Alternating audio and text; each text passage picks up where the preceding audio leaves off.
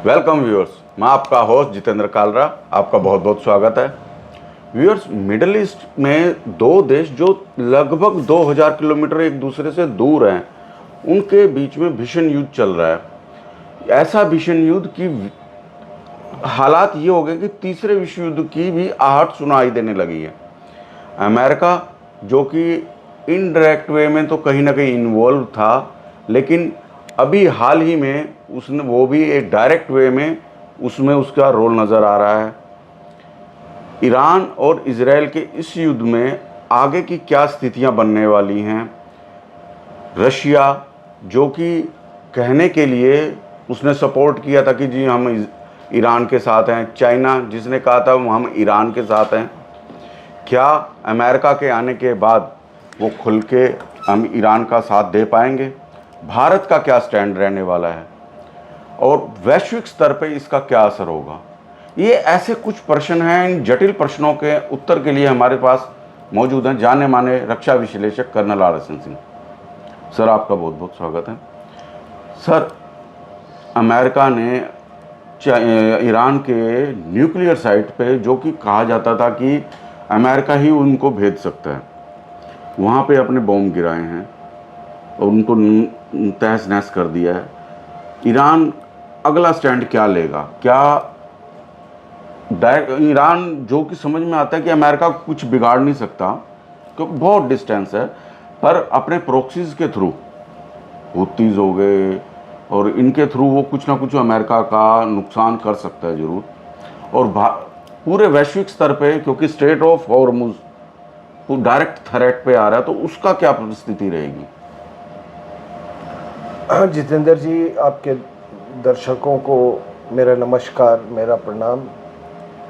और आप एक ऐसे समय में मेरा विश्लेषण लेने आए हैं जबकि मैं मानता हूं कि ये दुनिया में अगर कहा जाए तो एक जनरेशनल जियोपॉलिटिकल रिकॉन्फ़िगरेशन, यानी कई जो पीढ़ियों का जो बदलाव जो होता है जियोपॉलिटिक्स का, उस समय ये सब कुछ हो रहा है। और जाहिर सी बात है कि जो मिडिल ईस्ट हमने अभी तक देखा है, आगे का जो मिडिल ईस्ट होगा कल की कार्रवाई के बाद, यानी कि कल का जो बॉम्बार्डमेंट हुआ है ईरान के न्यूक्लियर साइट्स में अमेरिका के द्वारा, तो वो जो आगे की जो सूरत देखने को होगी उसमें एक बहुत बड़ा बदलाव होगा। और मैं जब कुछ बदलाव के बारे में चिंतन करता हूँ तो ऐसा लगता है कि उसका अध्ययन करने के लिए और उसका विश्लेषण करने के लिए एक आगे भी हमको इस पर चिंतन जारी रखना होगा, क्योंकि बहुत सारे बदलाव होंगे। पूरा जो एनर्जी का जो आप ग्लोबल एनर्जी सिनेरियो है, आप देखेंगे वो बदलेगा। इस्लामिक वर्ल्ड में इसका बहुत बड़ा फर्क पड़ेगा। इस्लाम का स्वरूप जो है उस पर इसका असर पड़ेगा। पर ईरान तो सर शिया नहीं नहीं नहीं, मैं आपको समझा रहा हूँ कि इसका क्यों मैं ये बातें कर रहा हूँ। वाई आई एम सेइंग कि एक जनरेशनल ये रिकैलिब्रेशन जिसको बोलते हैं वो हो रहा है। देखिए, क्या है कि मुझे इस बात में कोई संदेह नहीं था कि अमेरिकन इंटरवीन करेंगे। वो इसलिए क्योंकि ये अमेरिका की लड़ाई थी, इजराइल की तो लड़ाई थी। इजराइल की लड़ाई थी कि भाई वो इजराइल उस मिडिल ईस्ट रीजन में लोकेटेड, तो उसकी लड़ाई थी। लेकिन अगर लार्जर पर्सपेक्टिव पे देखें तो इजराइल की लड़ाई हमेशा से अमेरिका और उसके पहले ब्रिटेन की लड़ाई भी रही। और इसका कारण क्या है कि वहाँ पर बहुत सारे जो स्ट्रैटेजिक थिंकर्स हैं, एनालिस्ट्स हैं, जो लोग पॉलिसी मेकर्स हैं, जो स्ट्रैटेजिक पॉलिसीज़ बनाते हैं, उनका ये समझना है कि वो कहते हैं कि इस रीजन में, मिडिल ईस्ट रीजन में, इजराइल जो है ये हमारा अनसिंकेबल एयरक्राफ्ट कैरियर। अच्छा। क्यों कहते हैं ऐसा? आप देखोगे अगर मैरीटाइम उससे नज़रिए से, तो आपको वहाँ पे मेडिटेरेनियन है, मेडिटेरेनियन में ये सब कंट्रीज़ हैं, आपके तुर्की है, सीरिया है, लेबनन है, ठीक है, इजिप्ट आ गया, इज़राइल है। फिर आप रेड सी में आ जाओ, तो रेड सी में सऊदी अरेबिया है, यमन है, इजिप्ट है, सूडान है, ठीक है ना। ये दूसरी वाटर बॉडी की मैं बात कर रहा हूँ। आप इधर चले आओ पर्शियन गल्फ में, तो आपके तमाम Qatar, Bahrain, Qatar, Kuwait, Oman, gulf countries, उस तरफ ईरान है, और वो टिप पे जो वो इराक है, ठीक है। तो सारा ट्रेड इधर ही से होता है। कहीं से वो ट्रेड है, तो कहीं से चोक पॉइंट है। तो ये पूरी दुनिया के लिए ये बहुत महत्वपूर्ण ये था। तो पहले ये ब्रिटेन ने सुएज कैनाल जब बनाया, तो मैंने आपको पहले भी कहा है कि सुएज कैनाल बनने के पहले जब हमारे यहाँ अंग्रेज़ों का राज्य था, तो यहाँ से वो जब जाते थे तो उनको करीब 8 महीने लग जाते थे, और सुएज कैनाल बना तो वो 1 महीने से भी कम का वक्त लगने लगा। तो 1956 में मैंने आपको मालूम है सुएज क्राइसिस हुआ। जो अब नासर था एक सोशलिस्ट लीडर इजिप्ट का, उसने अचानक सुएज कैनाल को नेशनलाइज कर दिया, और फिर ये जो आपके फ्रांस, ब्रिटेन और इज़राइल ने मिलके उस पर धावा बोल दिया। अमेरिका बड़ा नाराज़ हुआ कि भाई बिना पूछे ऐसे आपने कैसे कर दिया। आपके इस कार्रवाई से जो सोवियत यूनियन है वो दखल अंदाजी दे लें। तो तमाम, तो उस समय से वहाँ से फिर अमेरिकन का वर्चस्व हो गया, और उसने रिप्लेस कर दिया एज ब्रिटेन को एज न्यूमरो यूनो पावर, ठीक है ना। तो उसका तो ये हमेशा से ये वो बड़ा क्रिटिकल एरिया है, और इतना क्रिटिकल है ये जो कुछ लोग हमारे यहाँ ये तरह तरह की बातें करते हैं कि ईरान हमारा बहुत शुभचिंतक देश रहा है, हमारे ताल्लुकात बड़े अच्छे रहे हैं, हमारा ऐतिहासिक रिश्ते रहे। ये बिल्कुल सही है, लेकिन एक ऐसा भी जियोपॉलिटिक्स का दौर था जबकि 65 की लड़ाई में, इसकी लड़ाई में, 71 की लड़ाई में ईरान जो था उसने पाकिस्तान का खुल के साथ दिया था, हर तरीके से, पैसे से, साजो सामान से, हर तरीके से। और ये भी ना भूले कि Iran was one of the first countries to recognise Pakistan. Afghanistan ने नहीं किया था। अच्छा, ठीक है, तो वो अपनी जगह पे है, ये बात है। तो मैं जब कह रहा हूँ कि ये ट्रंप की भी लड़ाई थी, भाई ट्रंप ने आखिर अमेरिका ही ने पहल की थी ना, ये जो न्यूक्लियर डील हुआ था, तो ओबामा के द्वारा जो की हुई डील थी वो ट्रंप ने कहा ये तो ये सेल आउट है, क्योंकि आपने उस पर कुछ नहीं वो किया, कुछ आपने स्टिपुलेशंस डाल दिए कि आप ये करोगे, ये इन्वेस्टिगेशन का ये फैसिलिटीज़ केवल इन्वेस्टिगेशन के लिए रहेगा, आप 3.67% से ज़्यादा वो नहीं करोगे, उसको एनरिचमेंट नहीं करोगे। तो ट्रंप ने कहा कि भाई इसमें तो ये भी वो होना चाहिए था ना कि आप मिसाइल डेवलपमेंट पर भी आप पर कुछ कोई एक सीमा होनी चाहिए, दायरा होना चाहिए। प्रॉक्सीज को आप जो वो कर रहे हो उस पर किसी तरह का कंस्ट्रेंट होना। तो उसने कहा कि मैं इसको नहीं मानता। तो जब ट्रंप ने ये बात कह दी तो ये जाहिर सी बात है कि फिर वो ट्रंप ने कहा कि भाई ये joint comprehensive plan of action, ठीक है, जो P5+1, जिसमें France, UK, USA, Russia, China, मतलब ये सब शामिल थे। उन्होंने कहा कि ये डील ठीक नहीं है। तो जब ट्रंप ने ये बात कह दी तो जाहिर सी बात है उसका ये इरादा था कि इसके बदले में कुछ मतलब इसका कुछ ऑल्टरनेटिव होना चाहिए। तो ये तो ट्रंप ने कहा, जब ऑल्टरनेटिव उसको नहीं मिला और वो अड़ गया इस पे, तो फिर ये सैन्य कार्रवाई ही एक ही रास्ता इनको दिखा। डिप्लोमेसी जो है वो एग्जॉस्ट हो चुका था। अब क्या है कि शुरू से ही जो प्लानिंग है, डिसेप्शन है, ये सब है।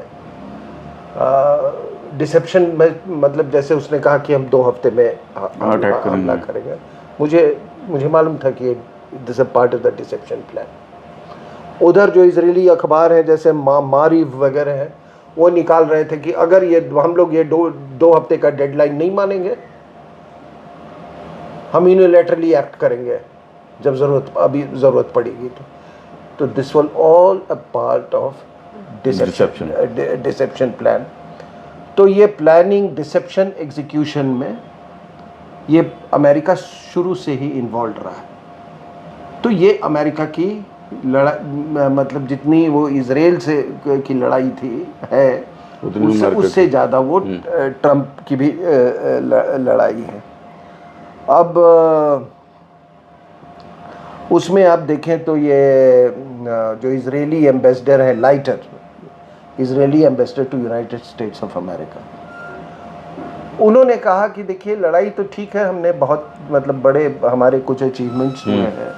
हमने एयर डिफेंस नेटवर्क उनका ये कर दिया, हमने आधे मिसाइल साइट्स उनके डिस्ट्रॉय कर दिए हैं, हमने काफ़ी कुछ इनके जो न्यूक्लियर इंफ्रास्ट्रक्चर है उसको ध्वस्त किया है, हमने इनके टॉप लीडरशिप को डिकैपिटेट कर दिया है, जो इनका जो पूरा न्यूक्लियर जो ब्रेन्स था उसको हमने डिकैपिटेट कर दिया है।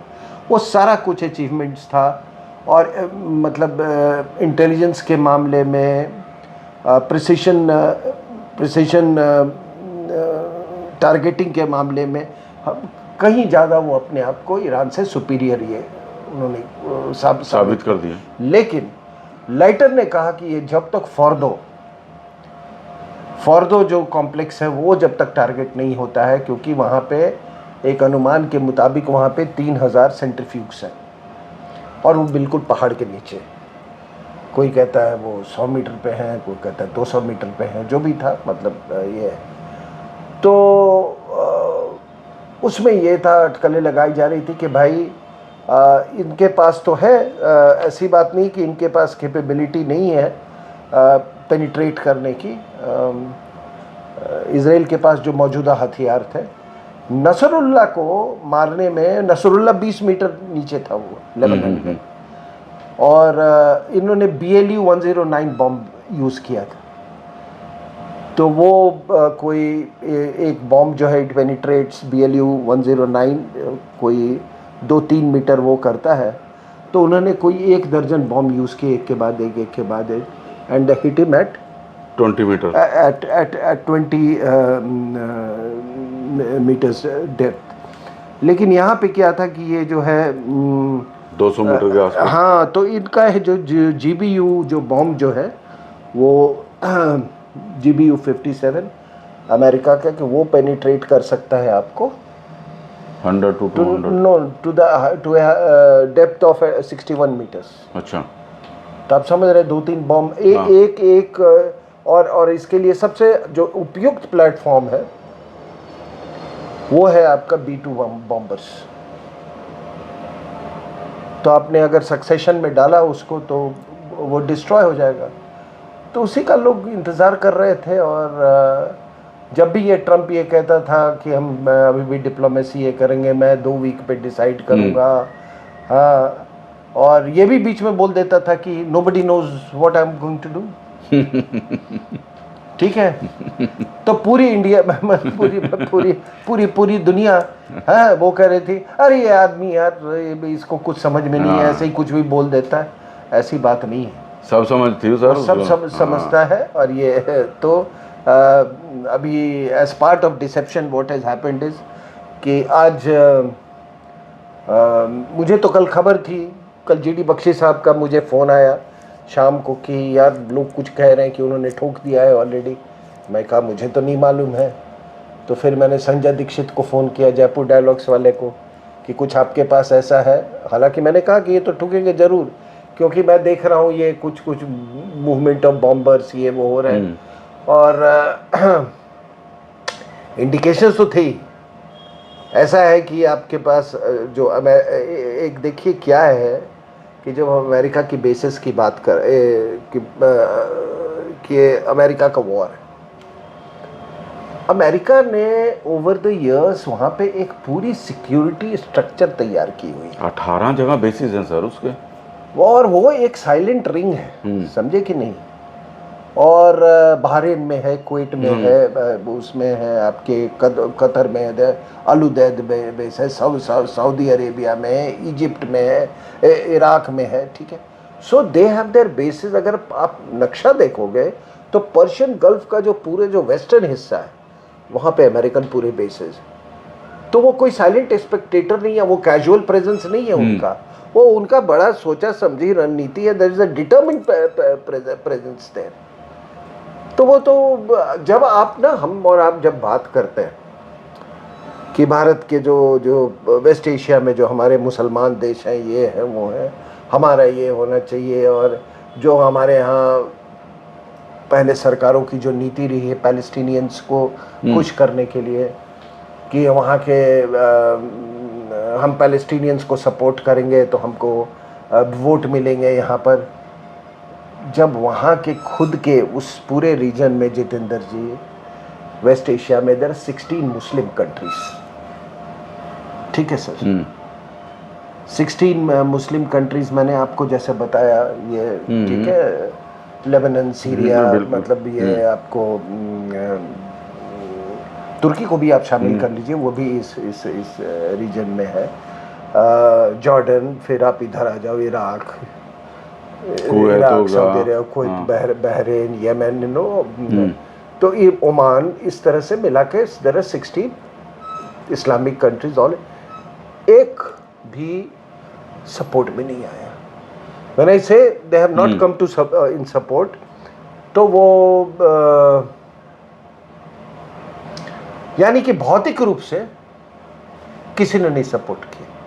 इवन पाकिस्तान सर, ठीक है, तो वो मैं आ रहा हूँ, वो बहुत इंटरेस्टिंग है, that I am coming। Munir को लंच खिला दिया। नहीं, भौतिक रूप से किसी ने सपोर्ट नहीं किया।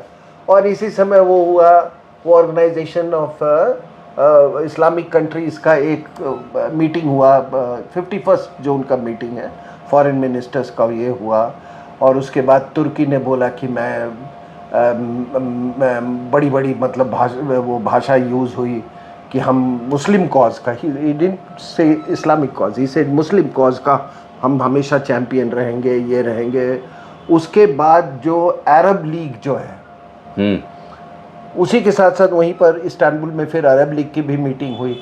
वहाँ भी ये बड़ी बड़ी बातें बोली गई कि जो एक कंट्री जो यूएन का मेंबर है उसका सॉवरेनिटी को का हनन हुआ है, नॉट ऑल दैट, वो सब। बट बात वहीं तक रुकी रही, कोई नहीं आया। और ये पूरी दुनिया के लिए एक सीख कि ये आप देखो 16 इस्लामिक कंट्रीज। तो जब हमने ये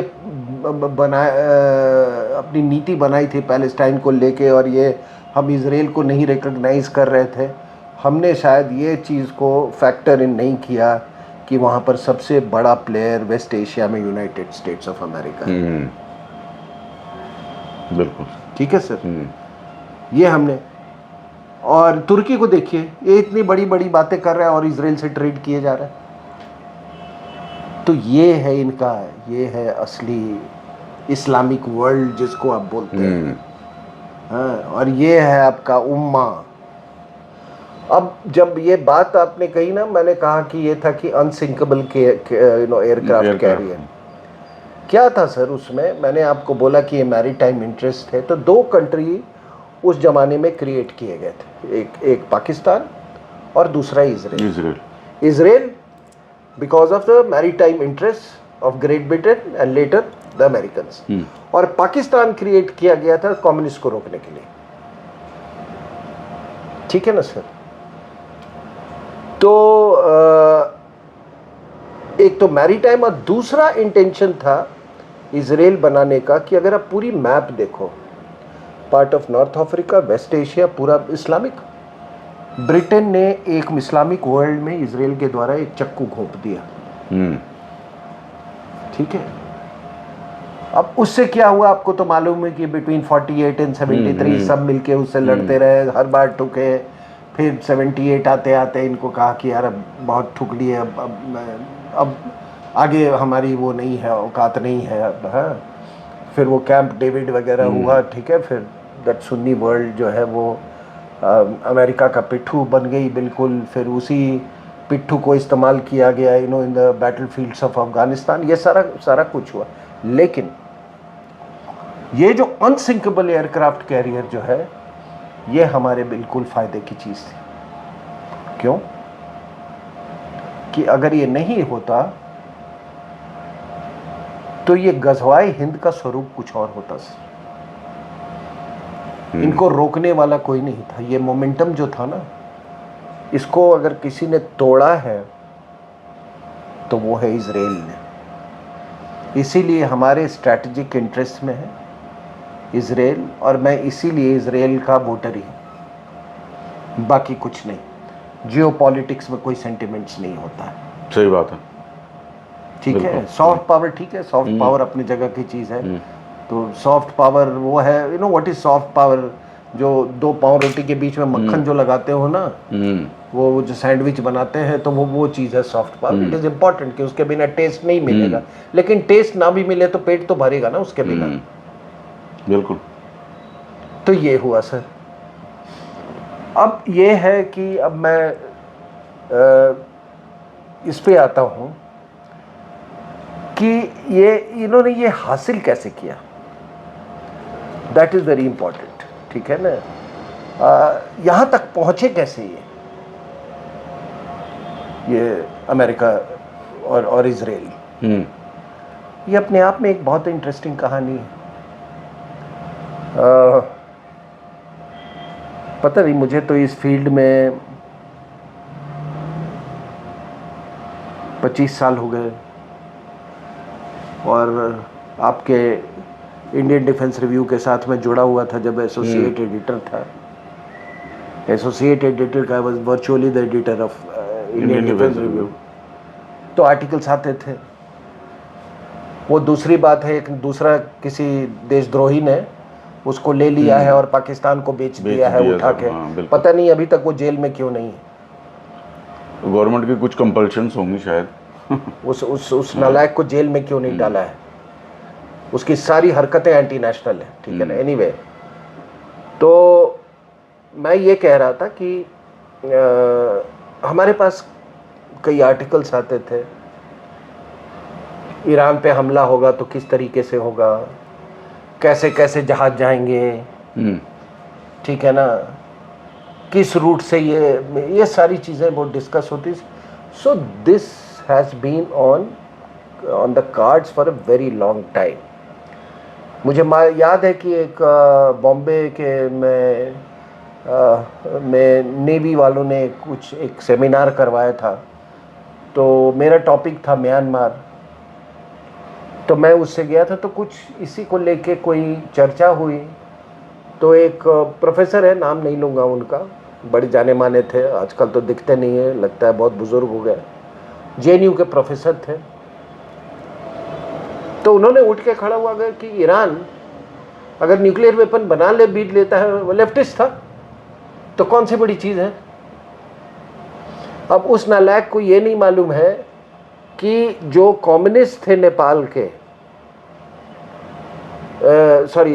ईरान के, टुडे पार्टी, उनको शाह ने भी ठोका और इसने भी ठोका, खुमैनी ने। और खुमैनी को ये, उस नालायक को ये भी नहीं मालूम था कि खुमैनी को अमेरिकन और ये वेस्टर्न कंट्रीज ला के बैठाए थे उसको। वो ईरान का न्यूक्लियर प्लांट ही अमेरिका ने लगवाया था। मैं सर, हाँ, वो for peace, one of the first nuclear plants in the region. ठीक है ना। तो जब शाह की पॉपुलैरिटी बिल्कुल उसमें नादर पे थी, तो इन्होंने कहा इसको ले आओ, फ्रांस से उठा के ले आए इसको। बोले ठीक है यार, ये मुसलमान का अपना बात करते रहे, हमारे लिए भी फ़ायदे का है, ये हमारे कोई मतलब ये नुकसान नहीं पहुंचाएगा। तो इसको बिठाया उन्होंने इधर। मैंने आपको बताया ना, कैंप डेविड के बाद अगर आप पूरा मिडिल ईस्ट देखें तो एक नदर्न हाफ है जिसमें आपको एक लाइन में Iran, Israel, Syria, sorry Iran, Iraq, Syria, ये वाला जॉर्डन ये है, और उसके नीचे फिर है ये सब सऊदी अरेबिया, बहरीन, ये वो। तो नीचे वाले पोर्शन को तो पहले ही उन्होंने, जब इजिप्ट ने कैंप डेविड में वो उन्होंने पीस का वो मान लिया था, पीस समझौता कर लिया था, तो ख़त्म हो गए थे। फिर कहा यार ये ना सुन्नी वालों को, इसको वहाँ भी पेट्रोल डॉलर्स आने लगे थे, उसको बोले यार तुम दो थोड़ा सा ना ये बढ़ाओ इसको, ये कम्युनिस्ट को एक ही वो कर सकते हैं, ये जिहादी ही कर सकते हैं। तो वो हुआ। इधर क्या किया कि जिस समय ये हो रहा था 80 to 88 और दैट 10 years, आप देखना उसी समय 80 to 88 खमैनी को बैठाया इन्होंने, और ईरान इराक और करवाते रहे। हाँ 8 साल, हाँ 8 साल। तो दिस इज ऑल टुगेदर। तो इधर क्या हुआ उससे कि ये पूरा शिया और सुन्नी वर्ल्ड जो है, पहले भी डिफरेंसेस थे लेकिन और वो एसेंचुएट हो गए। ठीक है, वो पोलराइजेशन और हो गया। वो अमेरिका के फायदे में था कि उधर इनको लड़ते रहने दो, इधर ये हमारा मेन ऑब्जेक्टिव है सोवियत यूनियन को खत्म करना, तोड़ना, उसका इंजीनियरिंग करना, वो मतलब to engineer the collapse of Soviet Union, वो उन्होंने की। तो वो एक ये तो हम तो इसके बारे में पढ़ते थे कि ये होगा, लेकिन जो पूरे जो आर्टिकल्स लिखे गए, जो कितने सेमिनार्स होते थे, अब जो हुआ है वो बड़ा इंटरेस्टिंग है। वो हुआ कैसे?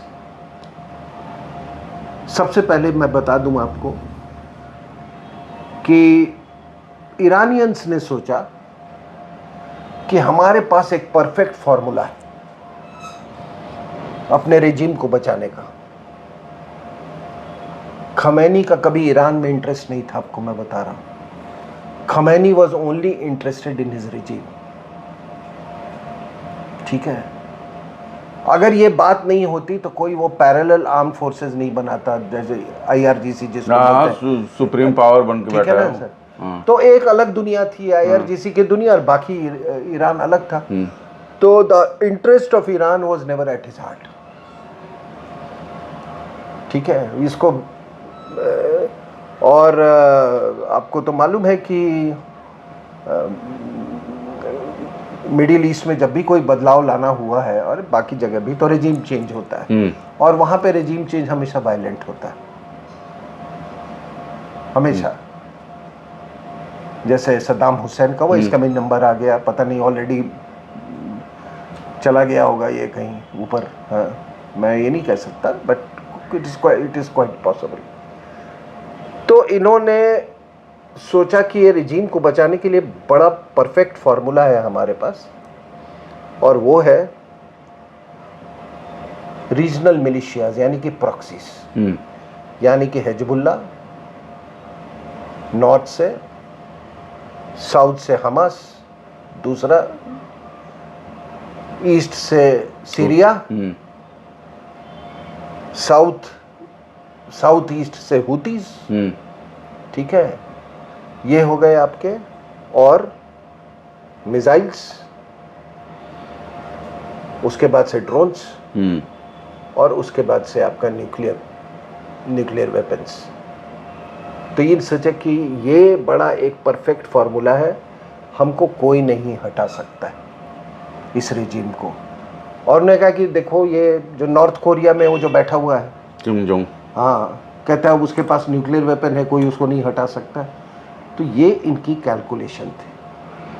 अब होता क्या है सर कि पहले हमास को इन्होंने ख़त्म किया, ठीक है, उसके बाद हिजबुल्लाह को ख़त्म किया। हिजबुल्लाह को तो ऐसे ख़त्म किया कि मतलब ये समथिंग सो इनोवेटिव, हमारे मतलब हमारे कल्पना के बाहर की चीज़। पेजर बम, और वो पेजर बम लोगों ने पता नहीं कहाँ कहाँ लगाए हुए थे, जेब में रखे हुए थे। कौन सा उनका पुर्जा, अब जेब में रखोगे तो कौन सा पुर्जा ये होगा आपको मालूम ही है, बम फट गया। तो ये सारा कुछ हुआ। तो उनके पुर्जे निकलते गए, शरीर के अलग अलग पुर्जे।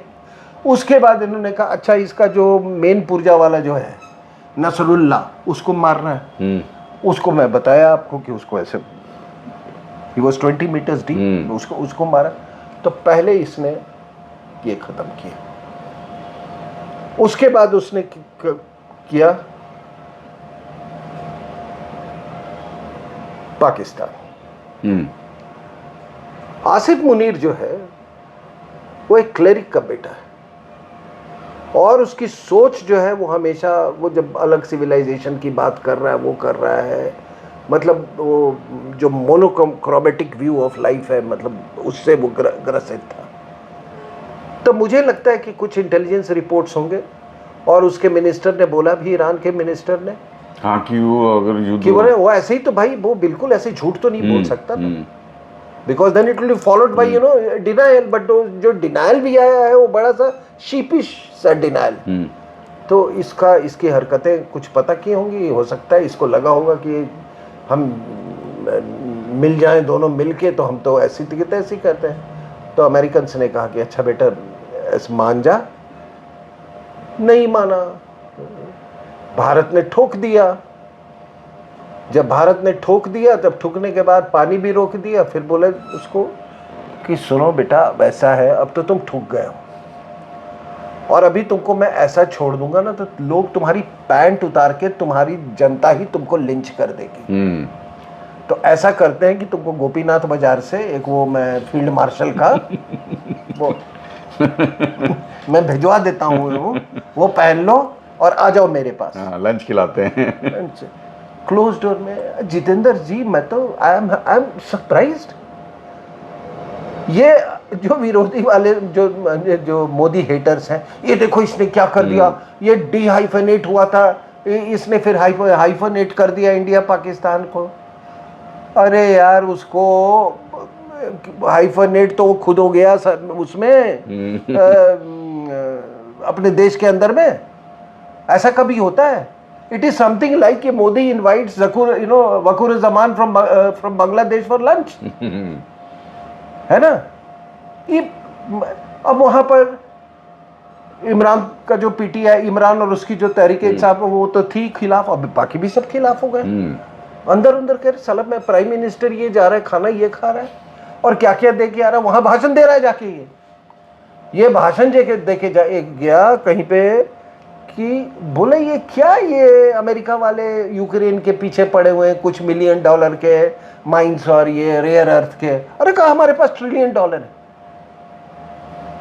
ठीक है, $1 ट्रिलियन के ये है हमारे बलूचिस्तान और उस एरिया में, हमसे लो, ये बोला।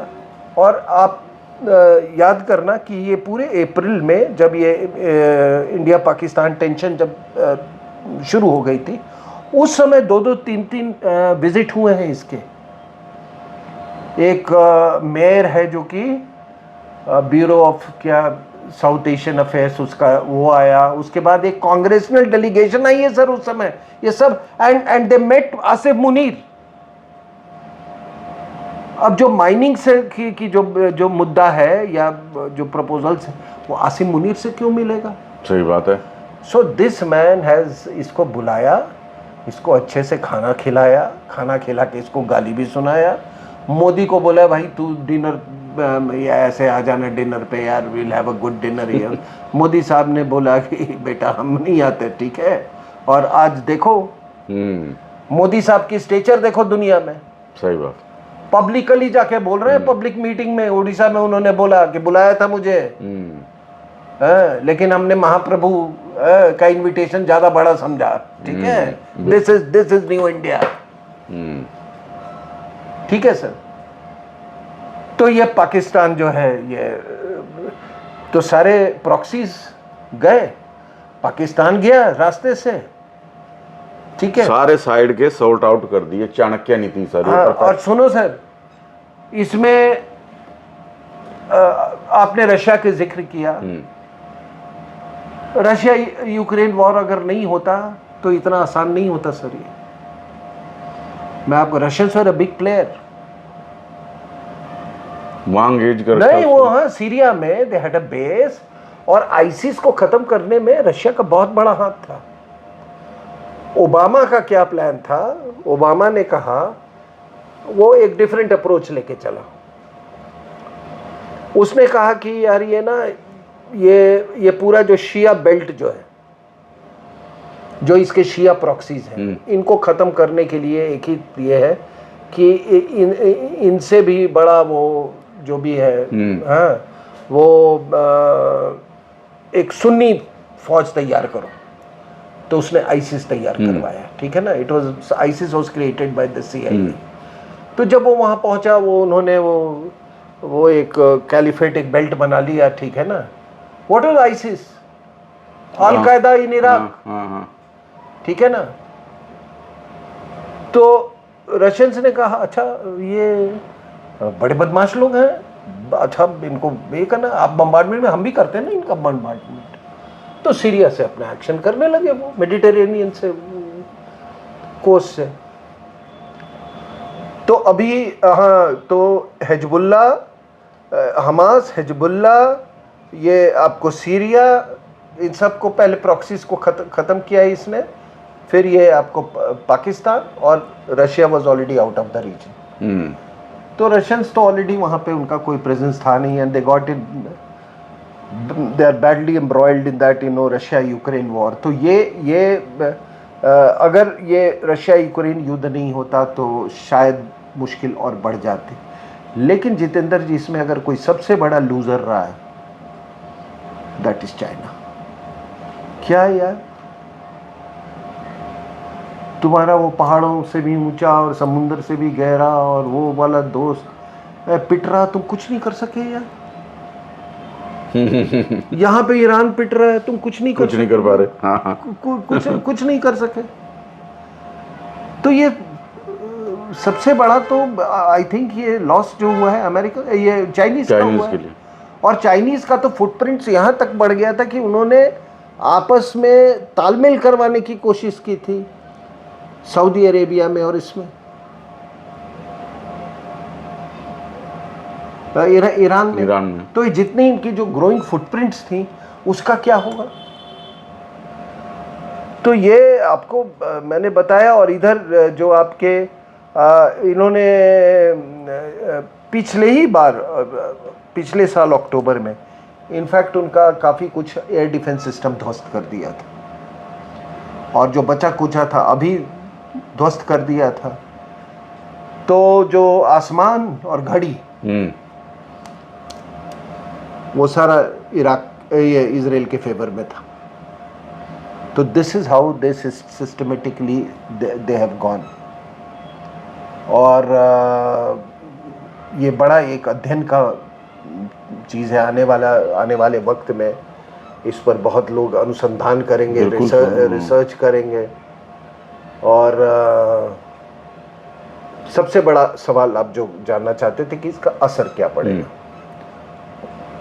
यकीनन बेल्ट रोड इनिशिएटिव जो था उस पे असर पड़ेगा। जैसा मैंने कहा कि चाइना के जो ग्रोइंग फुटप्रिंट्स थे वो वहीं के वहीं, मतलब वो ध्वस्त हो गए।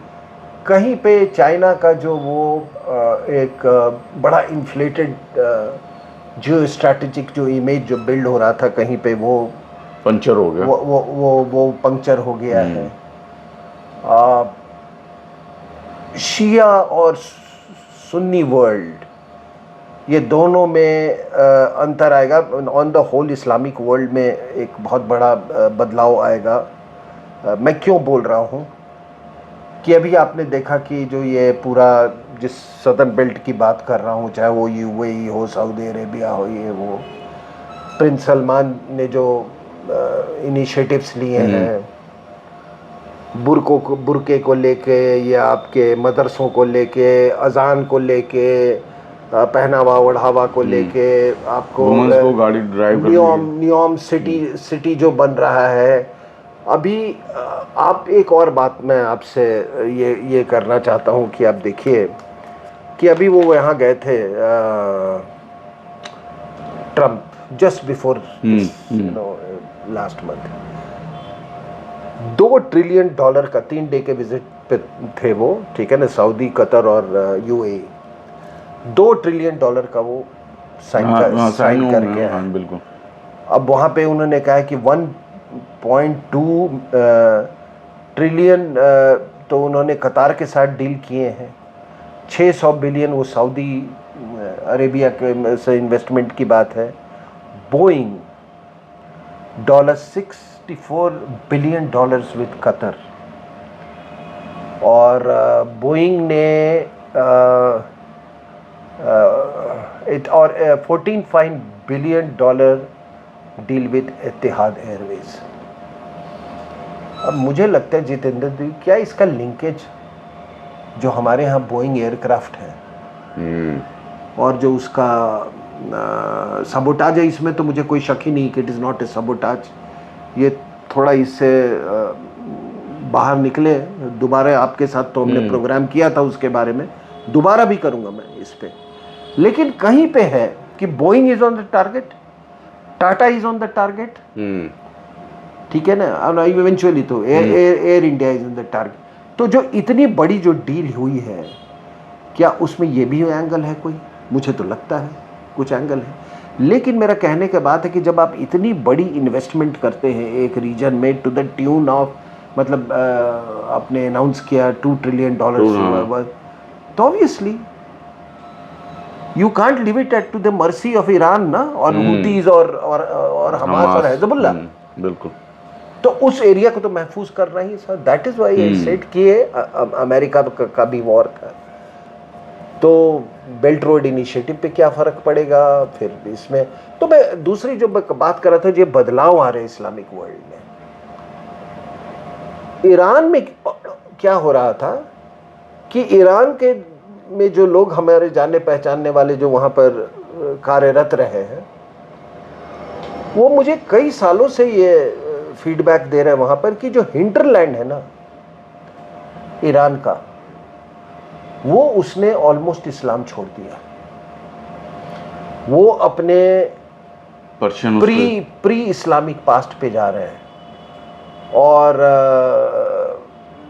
अब जो नाम वो रख रहे हैं अपने बच्चों के, इस्लामिक नाम के अलावा वो के बजाय वो बिल्कुल जो अपने ज़ोरास्ट्रियन नेम्स हैं वो रख रहे हैं। दूसरी चीज़, एक प्री इस्लामिक डेज में एक साइरस, एक वहाँ के रूलर होते थे, तो साइरस के टाइम का एक सिलेंडर है, उस सिलेंडर में कुछ डूज एंड डोंट्स या कमांडमेंट्स एनग्रेव्ड है। कहा जाता है कि वो दुनिया का, it is touted as the world's first human right document, और वो लंदन के म्यूजियम में था। वहाँ से उसको लोन पे लाया गया था यहाँ पे, just to put it on public display. और जितेंद्र जी, वहाँ पे इतने फुटफॉल्स होते थे, अगर लोगों को अपने प्री इस्लामिक पास से मोहब्बत नहीं होता। सही बात। और let me tell you, Shah का भी एम्फेसिस हमेशा प्री इस्लामिक पास्ट पे होता था। तो आप देखें कि that change was waiting to happen. तो ये सुन्नी वर्ल्ड में ये बदलाव आ रहा है। अब ये शिया वर्ल्ड में तो इसीलिए मैं कह रहा हूँ कि एक जनरेशनल रिकैलिब्रेशन है। और ऑफ कोर्स जो एनर्जी जो मैप है वर्ल्ड का, मतलब जो energy distribution, energy supply, energy economics का जो ये है, उसमें एक काफ़ी बदलाव आएगा। और हम उम्मीद करते हैं कि हमारे यहाँ जो ये लुंगीधारी हैं, ठीक है ना, बिल्कुल, हाँ, उन पर भी इसका असर पड़ेगा। हाँ, अच्छा असर पड़ेगा, अच्छा प्रभाव पड़ेगा। और बहुत सारी चीज़ें हैं इसका, लेकिन impact will be deep, far and wide. इसका असर जियो स्ट्रैटेजी पे पड़ेगा, इसमें जियो पॉलिटिक्स पर बहुत ही व्यापक प्रभाव। और इसीलिए मैं इसको कह रहा हूँ जनरेशनल रिकैलिब्रेशन। व्यूअर्स, सर ने वाकई बड़े, मेरे अंदर बहुत क्वेश्चंस थे, सर ने एक एक पॉइंट्स को खुल के बताया, समझाया। सर आपका बहुत बहुत धन्यवाद। Thank you viewers.